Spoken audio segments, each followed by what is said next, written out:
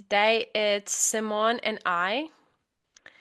And I think we have Yuri joining us, so I'll just admit him and see if he is in the right group. Hi, Yuri.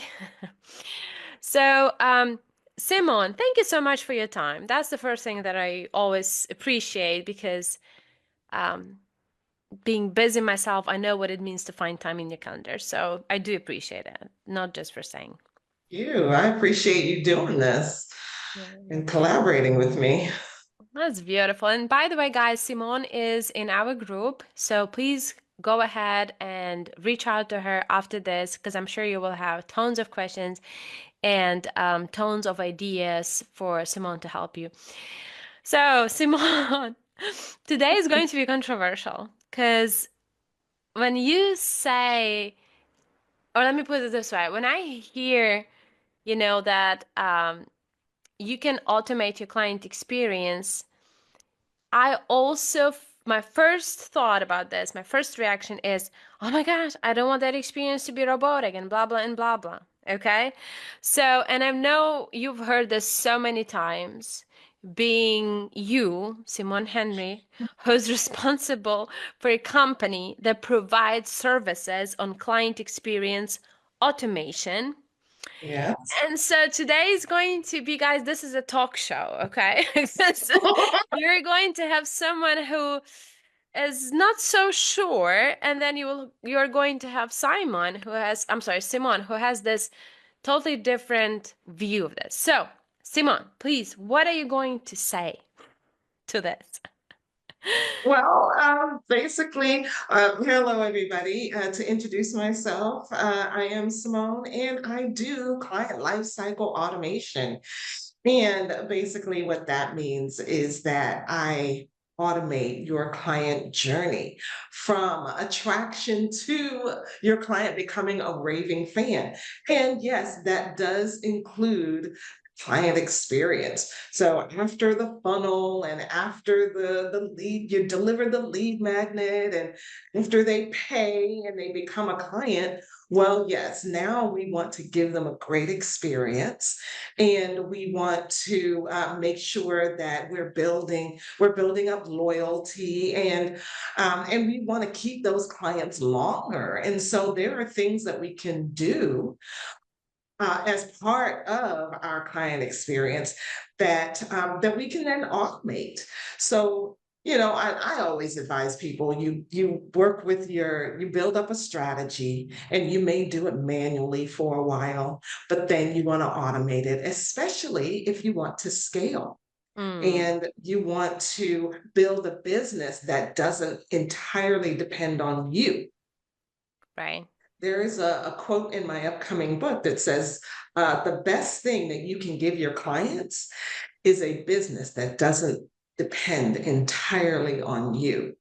So if you are a solopreneur, one of the things and you want to grow and you want to create a business that you can then that you can then sell later on, or that you want to pass down to your children or something like that. You want to create a business where you are not necessarily the bottleneck, that your business has systems and processes in it that are consistent, that your all of your clients get the same experience. It may be personalized, of course. Yes, you can personalize your business, and you can set it up where your clients have that personal touch, but that personal touch has been thought out ahead of time, Mm, and it can be automated. Absolutely. So it all depends on how you set it up, but it's absolutely possible to give your clients that wonderful experience without it necessarily depending on you and you having to be there yeah. every So, single step. yeah, and just to tune in here, guys, because Simone has said it, that if you have plans to sell your company, there are different things that your company valuation will include. But did you know, and give me a yes or no under comments below, did you know that the percentage of loyal clients that you have is already a part of your company evaluation. Like it is over there. So like how many clients you have who have worked with you for some period of time, because that influences directly your company evaluation. One of the things that does. Okay. Okay. So Simon, would you give us at least one example that you, so for example, when you take someone who is a coach and who is super tired of making those connections with clients all the time.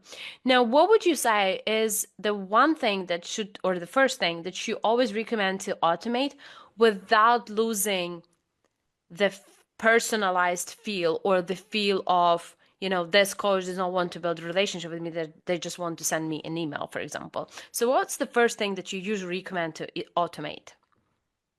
Well, the first things that I recommend that you automate is to have a long-term nurture sequence.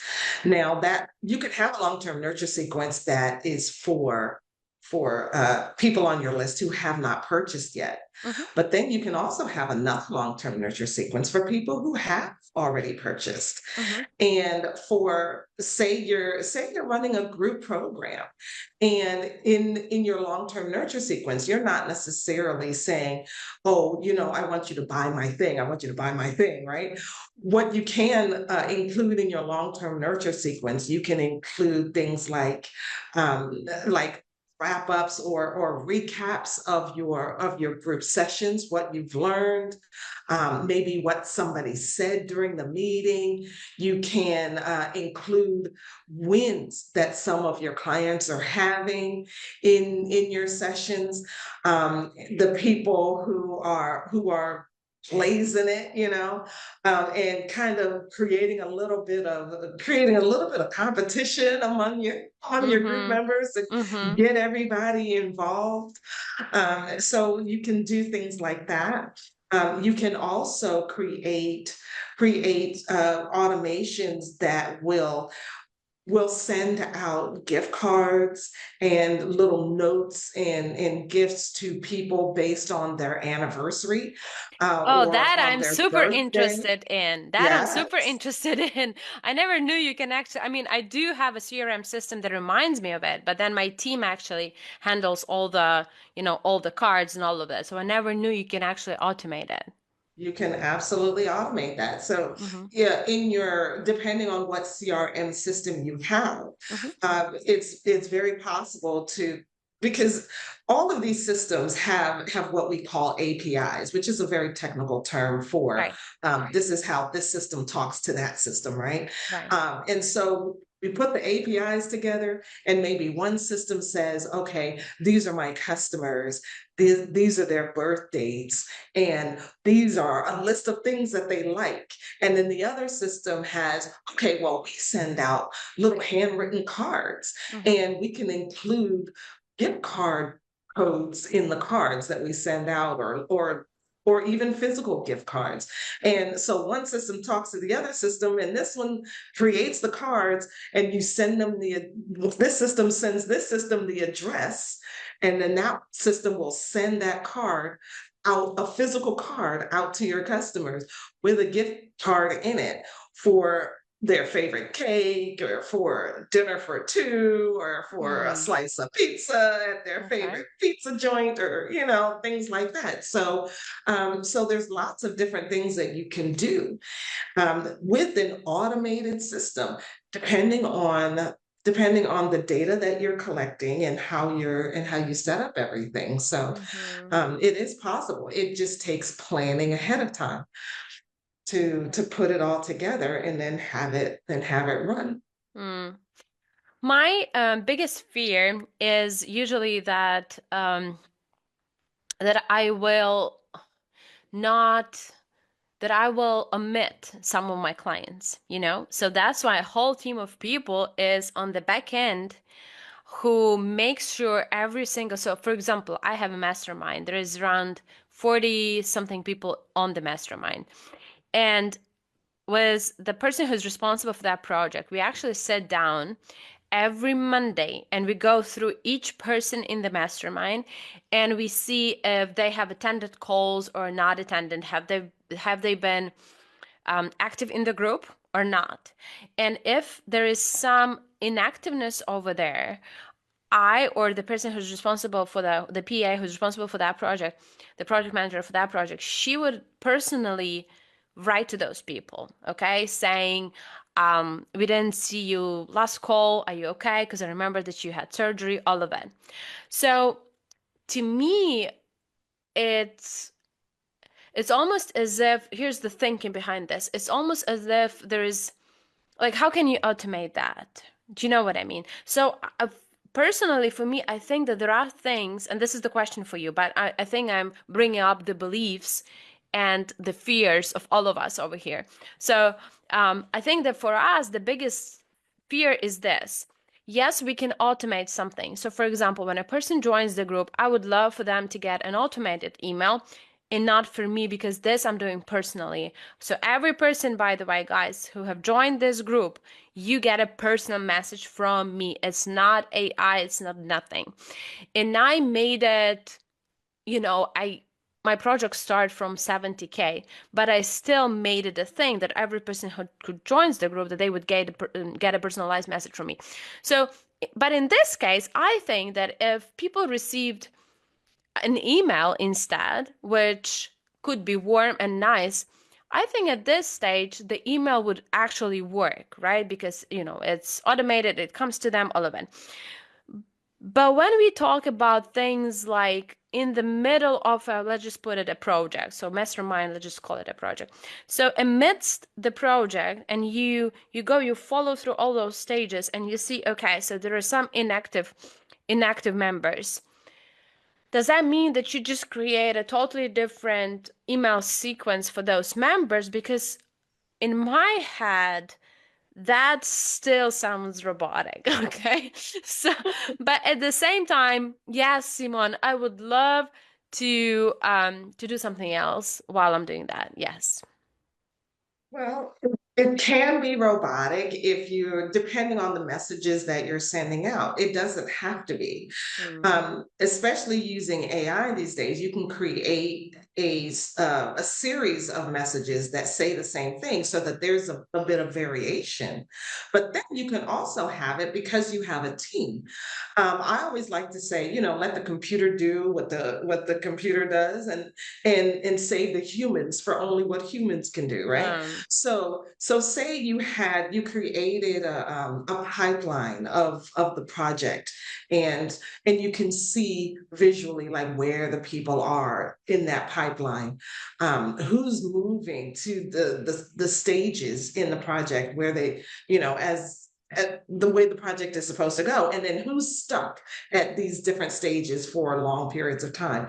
So if people are stuck at a stage for a long period of time, the system can see that, and you can have automated messages go out to them, whether email or text messages, and you can have those go out a couple of times and then check to see if they're still there after a while, or if they've moved. If they haven't moved after a couple of messages that has been sent to them, well, then maybe now's a good time to bring the humans in, right? Now just give them a mm, call okay, rather I see than send that. them an email or a text.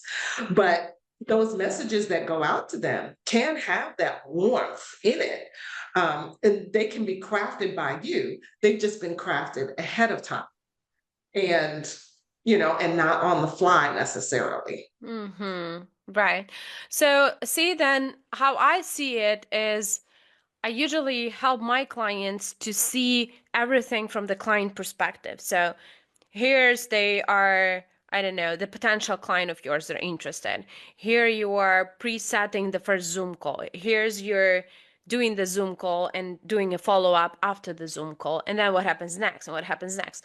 So in my case, I help to look at how you can design client experience in all, human, inhuman, all of it, so that there is an emotion created.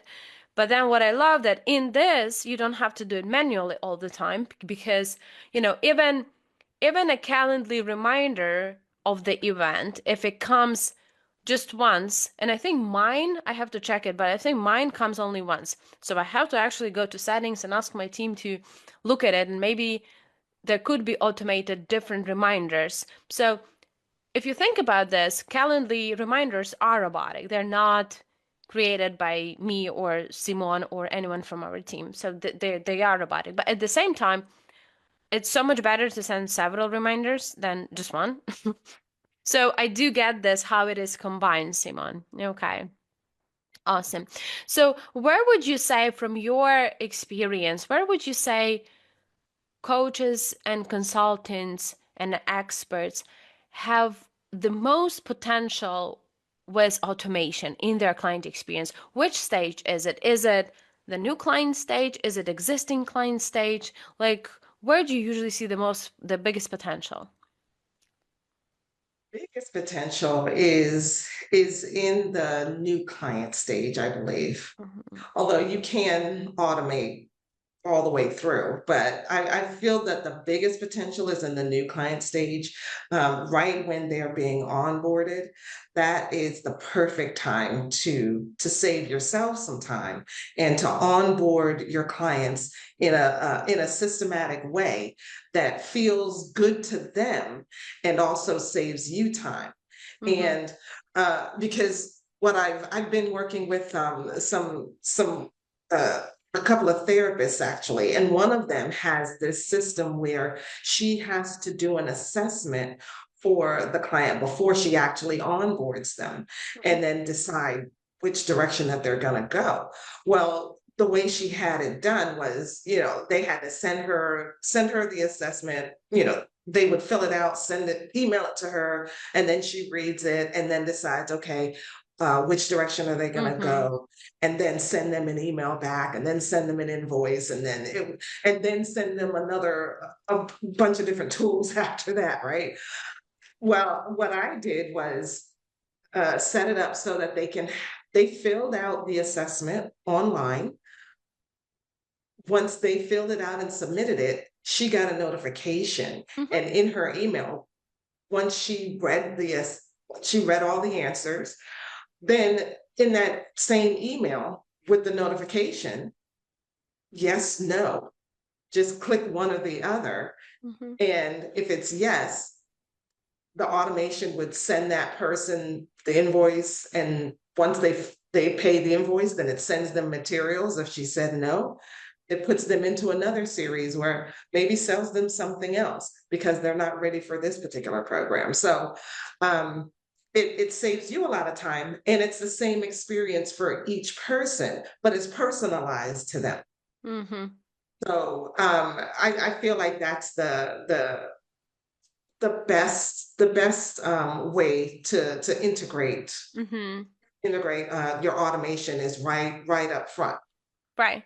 Well, even Calendly, I am surprised, Simon, how many coaches do not have Calendly. So I always teach that when you're trying to set up a call, do not, especially with high ticket clients, do not give them your Calendly straight away. Like, don't say, okay, hi, Simon, here's my Calendly. No, because that's arrogant and rude. So before you can ask, okay, what's more comfortable for you? Can I use your Calendly, Simon, so that I can, find the spot for me? So that's what I usually ask even my clients. Can you give me your Calendly so that I can find the spot? You'd be surprised how many established coaches do not have Calendly. So I'm asking them, so how do you communicate with your clients? And they usually just go back and forth. Can you do Wednesday at 4? No. Can you do Thursday 6 London time, which is blah blah your time, then blah blah your, and then it's all confusion. So for That's a things lot. That's time exactly. consuming. And I would imagine for an established coach, you don't want to spend a lot of time on these little things, little admin tasks that a computer can do very easily. Where you want to be spending, I would imagine you want to be spending most of your time actually serving the client and Exactly. doing that client experience things that only an established coach can do, that you've been trained for and that you're experienced at. Mm-hmm. Whereas, the computer can do all of those little mundane things like, keeping your calendar straight and and sending out reminders and things like that. Like, you've got better things to do. So That's what true. I always think about. So true. Yeah. So I think that there is a way to use all of it. Just thinking beforehand, is it going to be a robotic or can you change it? Can you change? I remember, Simone, there was a company and they asked us to look at that was before ChatGPT. Now ChatGPT can easily do it. But they asked us, can you look at all of our messaging to our clients and just help us to tune it so that it sounds friendly and not robotic? Okay. So, but now, guys, you don't even need us. Like you can, you can ask ChatGPT. You upload all your emails and ask Chat them or he or she, whatever you call ChatGPT, whatever kind Mhm. of relationship you have with it. But you can say, you can always say, make it friendlier, make it sound whatever, actually, whatever. So you Sure. can do it straight away. Yeah. That's So true. yeah, at the same time, Simon, I think that we by this time we have all seen posts made by ChatGPT, and we ChatGPT, have absolutely. and we have seen posts made by real person. So like I'm sure you can tell straight away. Even I can tell already, even though I'm not an expert, like which one is which. So would you recommend something in this regard as well? Because I kind of have a feeling that just giving ChatGPT a task and just copy pasting it into your post does not do what it needs to be doing. That's my thought. But what is your take on this one, Simon?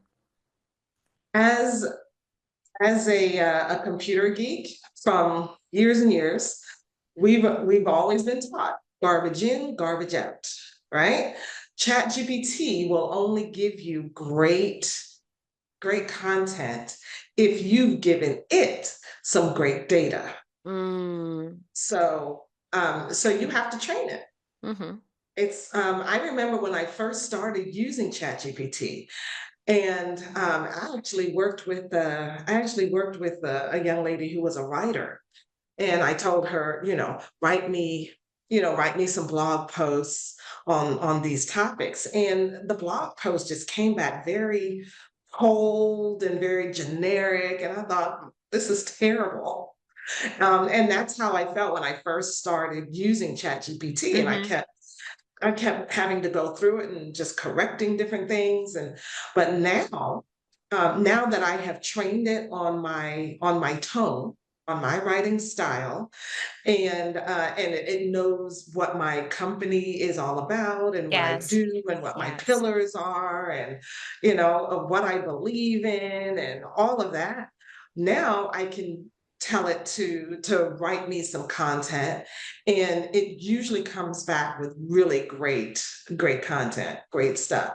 Now there are some things that I get annoyed with that it does, that I'm just like, it just says it all the time, and so I'll just tell it to go in and say, okay, stop saying this, use different phrases for this. Yes. Um, I'll have to tell it to stop using the dashes too, right? The dash is like a standard thing with ChatGPT. Yeah, dashes um, and little rocket signs, emoji, rocket emoji. right, the rocket emoji. Like, okay, yeah, enough with the rocket emojis, right? Right. Yeah, but yeah, that's pretty much it, right? You have to give it good data in order for it to give you good content, Mm-hmm. and it usually comes back pretty. That's a pretty good job. Now, Right. if you have to, a friend of mine has been finding this. If your content has to have a lot of data or statistics or math in it, check it. Make Hmm. sure you check it. Yeah, because sometimes Because it's funny. yeah, so it's sometimes it's just completely wrong. And I'm thinking, but it's math. And math is, 2 plus 2 equals 4, just all the time, usually. All the Not time. sure why That this is doesn't saying change. something different. So, and then other times you tell it to write a story and it will hallucinate a whole story. Um, but but if you give it your story and then you tell it to kind of format a story in with a certain model and give it some spaces and all that stuff, then it will come back with some good information for you. Right. So Yeah. Yeah, what I hate with ChatGPT is when it gives me tasks. So I would say, okay, ChatGPT, can you do this and this and this? And then it goes ahead and tells me, now you have to do this and this and this. And I'm like, no, okay, you have to do it. So we have little fights with ChatGPT. Now, I wanted to pull up one of your posts, Simone, where I think this was an eye opener for me with some things. So where you actually wrote very nicely structured what can be automated. So I'm going to share my screen with you guys so you will see it here. One, automated application. So if your business has any kind of applications, and I don't know what you're using right now, are you using a PDF form, like Simone was saying? Now, there is not a big, I can't even imagine a bigger frustrator than someone sending you a PDF form telling you to print it out, to fill it in manually, and to send it back. I'm never, ever, ever, ever, ever, ever, ever doing it. And especially if you want to work with high ticket clients, like swipe, if you're using Tinder or something, I'm not on the market, so I don't know, but my friends do. So just they swipe them to the dating app. Just where do you swipe, Simon? Do you know right or left, or you don't when you don't like them? Anyway, If you don't want it, send them left. send them left. See, so. So yes, especially with high ticket clients, they don't like extravagant, busy tools, okay? Because they appreciate their time. One of the biggest values of a high ticket client is their time. Time. So everything that takes time from them, they're not gonna do it. Automated applications, beautiful. Second, can you see my screen? Simon, can you see my screen? Yeah, Okay. yes. One click approvals or denials. So depending on your business, but if you need to approve or deny, that's beautiful. You don't have to go all the ways in and out, but you can automate this. Automatic contracts and invoices. Now, for me, that is beautiful, Simone, because I have a whole person called accountant working for me, and then a whole person called a lawyer making contracts, creating contracts and invoices. Now, if your contracts and invoices are different all the time, in my case, they sometimes are with corporate clients, that makes sense to have a totally different person who goes back and forth with them, our lawyers, their lawyers, that makes sense. Now, if you and I are talking about a consulting session, a program, so something, right, Simon, that is repeatable, done the same for You everybody. can do it standardized, and in a contract, you can just slot in the names and the titles of the people, and maybe there are some like prices that may be different within each of them, but you can standardize a Mm-hmm. contract and just Mm-hmm. put in the data points that are changing on a Yeah. regular basis and make that automated. Yeah. Then tagging and pipeline placement and welcoming email plus scheduling. And I love how Simone talks about it because look at this. Simone always says that the client then receives a warm welcome email. So for those of you thinking, oh my gosh, that is not warm, you can make a warm welcome email. And Yeah. yeah, go ahead, please, Simone. I'm sorry. Just remember that you are the writer. You are writing these emails. You're just writing them ahead of time, that the email that the person gets. So if the email feels cold, it's because you've written a cold email. Right. But you can write a warm email and have it automated to send out to your clients. It Yeah, and doesn't have to be a cold email. exactly. And some things are also very time specific and time what sensitive. So Yes, if someone has applied to your program, you want to send them a welcoming email straight away, a confirmation straight away, right? absolutely. Yeah, so you can go ahead and then write if you want, because again, Simone, I'm always talking that the luxury with high ticket clients is personally written anything. So if you want, then you can follow up. You can write this beautiful message or do a call, which is going to give them totally different impression. But with things that are time sensitive, I suggest using like Simone is suggesting, using something automated that would tell them, thank you for buying this, thank you for confirming this, here's the scheduling link. Yeah. Hmm. When you're onboarding someone, it's good to have something that goes out to them right away so they immediately know what the next steps are. Because people do, you're talking about high ticket clients, so they are investing a lot. So as soon as they invest, it's like they made a big decision.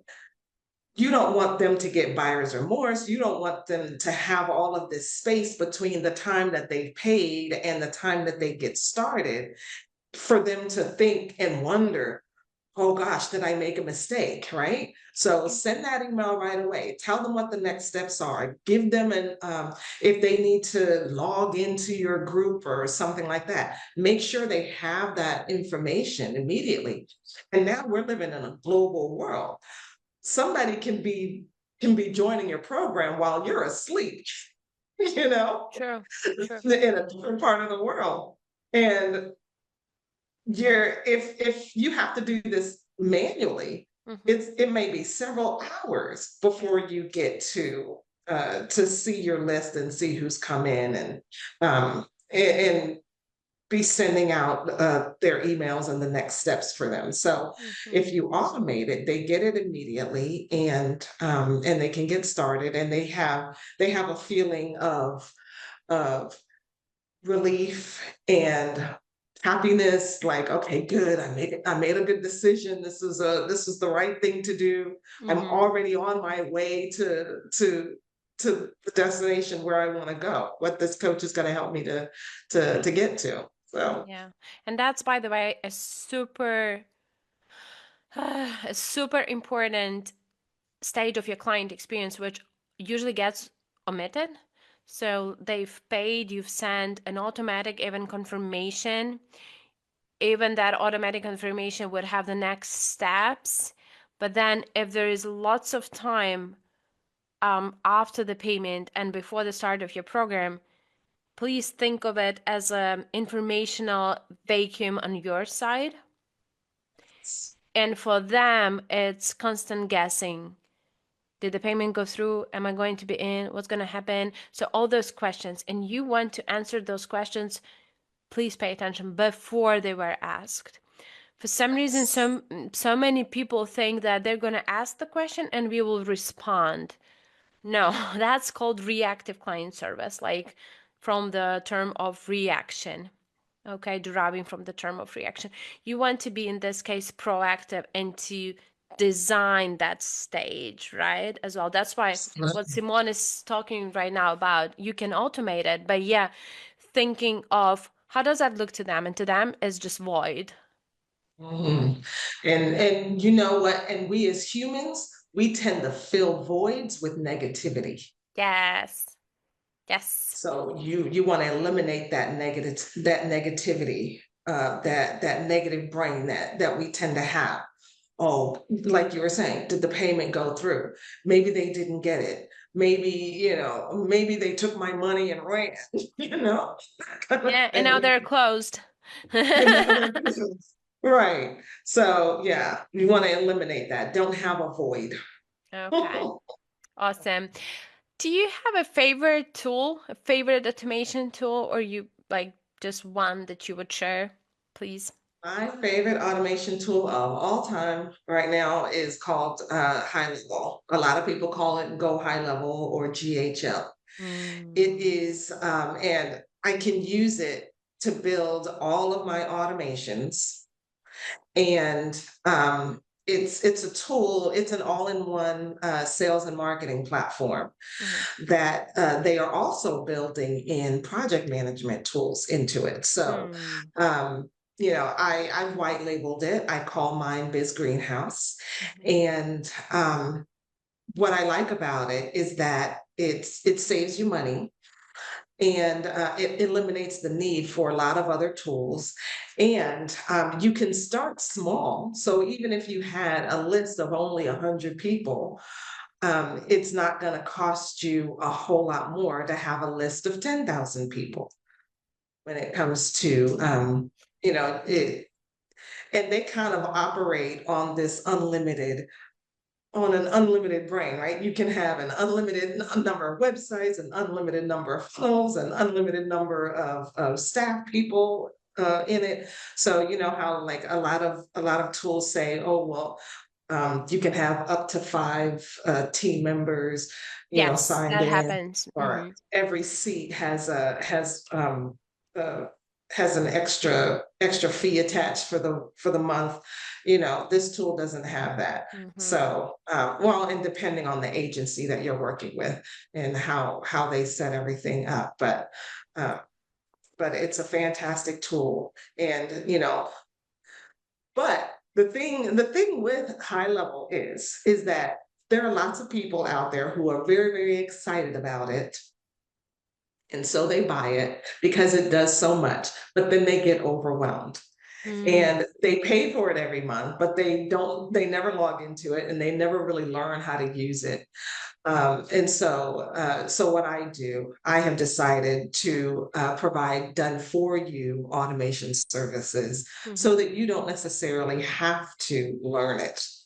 That's If you good. don't want to learn how to build in it, you do have to learn how to kind of go into it and to get your data, see your clients, see your leads, and see what's happening. But building your automations in it, you don't have to do that because that is what I do. Yeah. Um, so yeah, it doesn't have to be overwhelming if you don't let it. And if Yeah, I you have the always say right the person on your side. professionals. Yeah, I always say that leave the professional stuff to professionals and do the things that you are professional in because it just doesn't make sense. Absolutely. I'm sure everybody can figure it out, but how much time is it going to take you instead of you being you and selling and providing on the product that only you can do? Yeah, beautiful. Absolutely. Yeah, okay, Simon. So if people wanted to find you, and I'm sure they will, because we don't want to be overwhelmed by all of this. What's the best way to find you? Best place to find me is on my website at simonehenry.com. If you remember my name, you can find me. Yes. And of course, here on Facebook, my handle is Simone Henry Marketing. And yeah, those are the best places to find me. I like to hang out on Facebook, Yeah. and then there's my website. Oh, and before you go, if you would like to see whether you are even ready for this whole automation, do you even need automations in your business? I have a free self audit checklist that you can use to kind of go down the list and Oh, what's cool. needing in your business. So feel free to message me and I will send that right over to you. Right. That's wonderful. And guys, Simone is in our group, so you can choose a member, so you can find it there as well. If you want, Simone, you're more than welcome to write down under the comments. You can write down the your website. I'm sorry, it's 8 p.m. in London, and I'm like a bit losing my words. Yeah, please go ahead and do that. And yes, and thank you so much for sharing those ideas because even for me, I now have a better clarity of what could be automated without harming my high ticket client experience and what could be done on top of that so that it enhances the client experience. So thank you for that. Absolutely, you're very welcome. Yeah, we're not trying to replace humans here. Yeah. We're just trying to enhance what humans do Yes, you're right. and make it better. Okay. Yes. Thank you so much for your time, Simone. Thank you. All righty, you're very Yes. welcome. Bye You be bye. Bye blessed. bye, dear. Bye bye, everyone. Bye bye.